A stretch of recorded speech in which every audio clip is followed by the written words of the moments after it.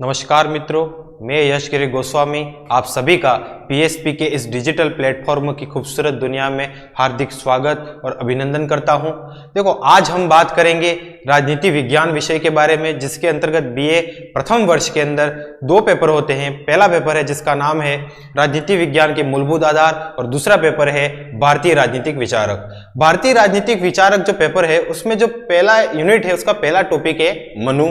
देखो, मनु जैसे प्लेटो, अरस्तु, सुकरात उनकी बातें आप सुनते हो, उसी प्रकार मनु, कौटिल्य, शुक्र, बृहस्पति ये सब भारतीय विचारक रहे जिन्होंने अपने विचार दिए। आज हम बात करेंगे मनु के बारे में। ठीक है, सबसे पहले ये जान लेते कि मनु कौन थे।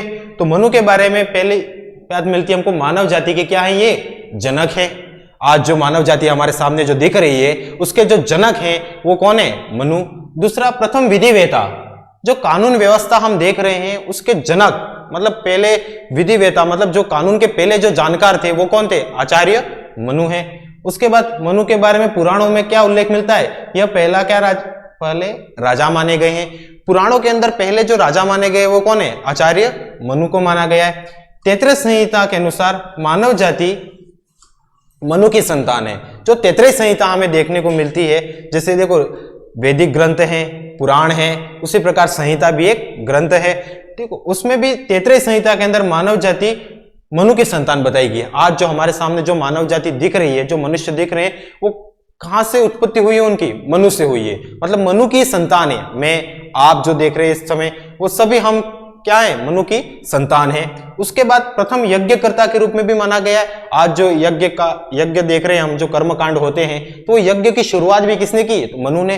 तो प्रथम मानव जाति के जनक हैं, विधिवेता हैं और पहले राजा माने गए हैं। और मानव जाति आज जो भी है उनकी संतान है और प्रथम यज्ञकर्ता के रूप में मनु को जाना जाता है। अब मनु के जो विचार है वो कहां पे मिलते हैं हमको, मनुस्मृति में मिलते हैं, जो उनका एक ग्रंथ है। तो मनुस्मृति की बात कर लेते हैं। मनुस्मृति हिंदू कानून की संपूर्ण जो व्यवस्था, उसकी आधारशिला मतलब जो आश्रम व्यवस्था, विवाह व्यवस्था जो हमको देखने को मिलती है, जो सामाजिक जो व्यवस्था है आज हिंदू धर्म के अंदर, उसकी जो सर्वप्रथम पहले उल्लेख कहां पे मिलता है हमको, आचार्य मनु के ग्रंथ मनुस्मृति में मिलता है। ठीक है, उसके बाद बात करें तो ये इसकी रचना काल के संबंध में विद्वानों में काफी मतभेद है। लेकिन जो मजूमदार और कुशालकर नाम के जो विद्वान थे, उन्होंने इसका जो कालक्रम बताया है 3110 ईसा पूर्व बताया है। मतलब सोच सकते हो 3110 ईसा पूर्व, आज क्या चल रहा है 2021, मतलब आज से 5000 साल पहले की बात बता रहा है। आज से 5000 साल पहले मनुस्मृति की रचना हो चुकी थी, जिसकी रचना किसने की थी, आचार्य मनु ने करी थी। ठीक है, उसके बाद हम बात करें तो मनुस्मृति के अंदर प्रारंभ में 1,00,000 श्लोक थे। देखो, ये मनुस्मृति क्या एक तरह का ग्रंथ है और इस ग्रंथ के अंदर पहले कितने श्लोक थे, 1,00,000 थे। उनकी संख्या धीरे धीरे लोगों ने कम करते गए। ठीक है, तो कितनी हो गई, 12,000 हो गई। और वर्तमान में कितनी है, 2694, 2694 श्लोक इसके अंदर बचे हैं। वर्तमान में जो मनुस्मृति है उसको कितने भागों में, 12 भागों में बांटा गया है। आपको ये पीडीएफ टेक्निकल टीम से अनुरोध करूंगा कि वो आप पीडीएफ आपको पीएसपी का जो ऐप है उसके माध्यम से आपको प्रोवाइड हो जाएगी। 12 अध्याय हैं, उसके अंदर कितने श्लोक हैं, 2694 श्लोकों को बांटा गया है। तो मनुस्मृति एक तरह का हिंदू कानून के ऊपर लिखा गया एक बहुत बड़ा ग्रंथ है, जिसके अंदर वर्ण व्यवस्था, आश्रम व्यवस्था, विवाह, ठीक है, नियोग प्रथा, सारा उल्लेख, धर्म, दंड, राज्य की उत्पत्ति, राज्य क्या करेगा, विदेश नीति, सारे संबंधों का उल्लेख कहां पे, मनुस्मृति के अंदर मिलता है। आज हम बात करेंगे आचार्य मनु के मनुस्मृति के अंदर सप्तांग सिद्धांत। देखो, सप्तांग सिद्धांत क्या है, बात से उल्लेखित मिलता है, सप्त और अंग, 7 अंग। मतलब राज्य की जो आज हम राज्य देख रहे हैं, जो आज राज्य देख रहे हैं, वो कैसे बना है, तो 7 अंग हैं उसके, 7 तत्वों से मिलकर क्या बना है, राज्य बना है। ऐसा कौन मानते, आचार्य मनु मानते। उसमें भी पहला जो तत्व है स्वामी, राजा। देखो, कोई भी राज्य बिना राजा के बिना नहीं चलता। प्रशासन जो एडमिनिस्ट्रेशन होता है उसको चलाने के लिए एक राजा की आवश्यकता तो होती ही है। देखो, आप यहाँ पे देख रहे होंगे, ये राजा बैठा है और राजा अपने प्रजा को आदेश दे रहा है, उनको संभाल रहा है। मतलब पूरा जो प्रशासन है वो कौन चलाता है, राजा ही चलाता है। बिना राजा के मतलब वो बिना पतवार, जो बिना नाविक के बिना एक नाव होती है ना, वो संभल नहीं पाती। उसी प्रकार एक राजा के बगैर भी एक राज्य का संचालन मुश्किल है। ठीक है, नहीं तो राज्य पूरा खत्म हो सकता है। उसके बाद मंत्री। देखो राजा अपने आप में कुछ नहीं होता, राजा एक व्यक्ति होता है। राजा को सहायता देने के लिए मंत्री भी तो होंगे जो ये कहेंगे कि आप विदेश नीति में ये कार्य करो, इसको मित्र बनाओ, इससे शत्रुता होनी चाहिए, मतलब राज्य के अंदर कैसी व्यवस्था होनी चाहिए, लोगों की क्या स्थिति है, इकोनॉमिक कंडीशन कैसी, उद्योग कैसे होंगे।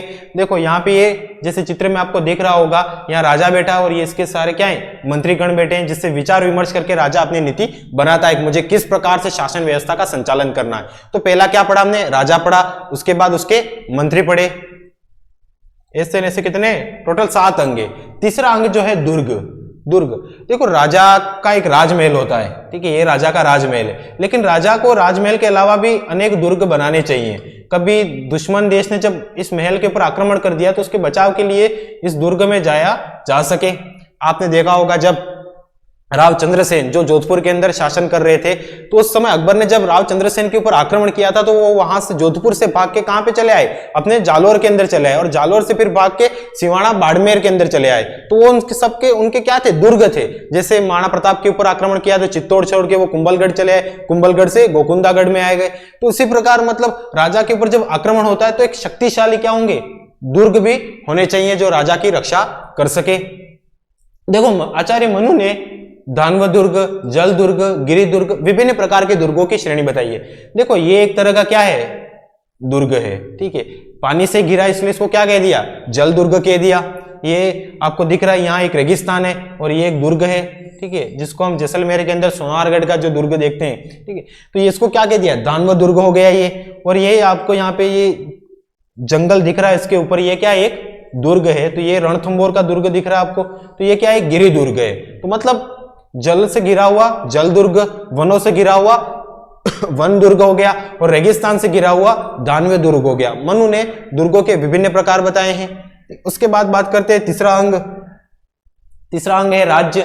देखो राज्य के सप्तांग सिद्धांत में राज्य ही पढ़ जाए तो अपने को कुछ विवादास्पद लगता है, लेकिन राज्य के मतलब जो मनु कहना चाहते हैं, राज्य का भौतिक स्वरूप, फिजिकल स्ट्रक्चर, उसका मतलब एक निश्चित भूभाग तो होना चाहिए जिसको कह सके राज्य। आप राजस्थान को आज देखते हो या भारत को देखते हो तो उसकी जो भौतिक सीमा भी तो देखते हो, मतलब भूभाग ही नहीं होगा तो राज्य कैसे बनेगा। एक भूभाग भी होना चाहिए और उसके अंदर नागरिक भी होने चाहिए, नहीं तो राजा किसके ऊपर शासन करेगा। आ रही बात समझ में?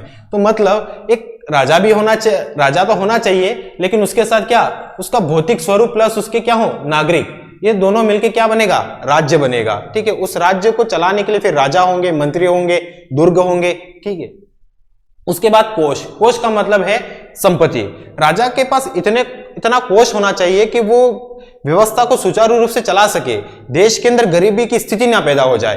तो इसीलिए देख, आपको दिख रहा होगा यहाँ पे ये धन वगैरह है, तो मतलब राजा के पास पर्याप्त मात्रा में कोष होना चाहिए जो उसके कभी मतलब विपत्ति के काल में उनके काम में भी आए।